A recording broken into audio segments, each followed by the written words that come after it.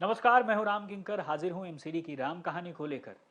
देखिए, इस वक्त खास तौर पर एक मसला ये है कि आखिरकार जो अंडर कंस्ट्रक्शन या अवैध निर्माण होता है, या कह सकते हैं कि जिस बिल्डिंग की बुकिंग की जाती है, उसको एनओसी या नो ऑब्जेक्शन सर्टिफिकेट मिलना चाहिए या नहीं मिलना चाहिए। इस पूरे बात पर तब बहस छिड़ गई जब बीजेपी ने साफ तौर पर आरोप लगाया कि दरअसल जो बुकिंग की प्रॉपर्टीज है, जब तक उनका शासन था यानी मार्च 2022 तक, तब तक तो लोगों को एनओसी मिल जाते थे, लेकिन अब एनओसी नहीं मिल रही है। और आरोप है कि एनओसी लेने के लिए ये कहा जा रहा है कि पार्षदों के पास जाइए।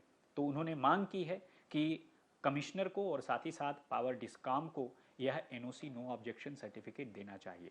तो ये मसला है, लेकिन खबर ये है कि दरअसल 15 सालों तक शासन में रहने वाली एमसीडी लगातार इन्फोर्समेंट करती रही, अंडर कंस्ट्रक्शन को बुक करती रही, और बुक करने के बाद साफ तौर पर वाटर डिस्कनेक्शन, इलेक्ट्रिसिटी डिस्कनेक्शन और साथ ही साथ सब रजिस्ट्रार को इस पूरे बाबत लिखा जाता है। और सवाल यही है कि जब ऐसा सब कुछ हो रहा था, ये प्रोसेस लगातार फॉलो हो रहा है, तो अब इस प्रोसेस में क्या दिक्कत आ गई, और जो बीजेपी का शासन काल था, अब बीजेपी इसमें एनओसी क्यों मांगने लगी, या फिर यह आरोप क्यों लगाया। तो साफ है कि क्या अब आम आदमी पार्टी का शासनकाल आने के बाद क्या बुकिंग में कोई तब्दीली आई, या फिर कोई और दूसरा मसला हुआ। लेकिन आरोप यही है बीजेपी का कि ऐसे वाकये उनके पास सामने आ रहे हैं। मैं इसकी पुष्टि नहीं करता हूं, लेकिन आपको साफ तौर पर बता दूं कि अगर 15 मीटर से ज़्यादा की ऊंचाई है किसी भी स्ट्रक्चर की, और उसमें स्टिल पार्किंग नहीं बना हुआ है, तो वो मान्य है। लेकिन अगर इससे ज़्यादा ऊंचाई हुई, तो साफ तौर पर वह अवैध निर्माण यानी अंडर कंस्ट्रक्शन में, या कह सकते हैं अनऑथोराइज कंस्ट्रक्शन में, यूसी में बुक हो सकता है। दूसरा, 17 मीटर तक अगर उसमें स्टिल पार्किंग बनी हुई है, तब वह वैध है। और दोनों ही केसेस में नक्शे की ज़रूरत है। अगर नक्शा किसी में आप नहीं लिए हैं और उसका निर्माण कर रहे हैं, तो ये तो अवैध है ही। लेकिन 15 मीटर से ज़्यादा ऊंचाई अगर वो माइनस स्टिल्ट है, और 17 मीटर ऊंचाई अगर वो स्टिल पार्किंग के साथ है, तो यही 2-3 क्राइटेरिया हैं जो फॉलो किए जा रहे हैं।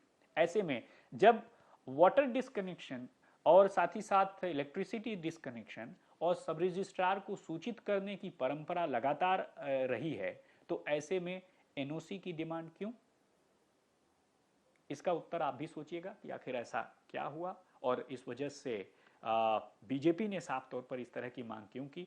लेकिन साफ है कि जो मुद्दे हैं, खासकर इसको लेकर के दिल्ली हाई कोर्ट भी एक बार मुझे याद आता है कि अपने फैसले में उसने साफ तौर पर कहा था कि कम से कम राजधानी दिल्ली को इस पूरे मसले में वह किसी भी तरह का जो अवैध निर्माण की इजाज़त नहीं दे सकते। और यही वजह है कि 311 ऐप एमसीडी ने निकाला है। इस 311 ऐप में आप कोई भी यूसी यानी अंडर कंस्ट्रक्शन बिल्डिंग के बारे में न केवल सूचना दे सकते हैं, बल्कि सूचना के बाद कार्रवाई के लिए भी अगर नहीं हुआ, तो आप उस ऐप के ज़रिए बता सकते हैं। लेकिन ये ऐप आज से नहीं, बहुत सालों से काम कर रहा है। बावजूद इसकी जो एफिशिएंसी है, जो इसको कह सकते हैं हम कि कारगर क्षमता है, वह इसमें नहीं दिखाई देती, क्योंकि इन्फोर्समेंट ना के बराबर है। और दूसरी सबसे खास बात, जो अधिकारी हैं, अधिकारियों का जो पूरा रवैया इस पूरे मसले में होता है,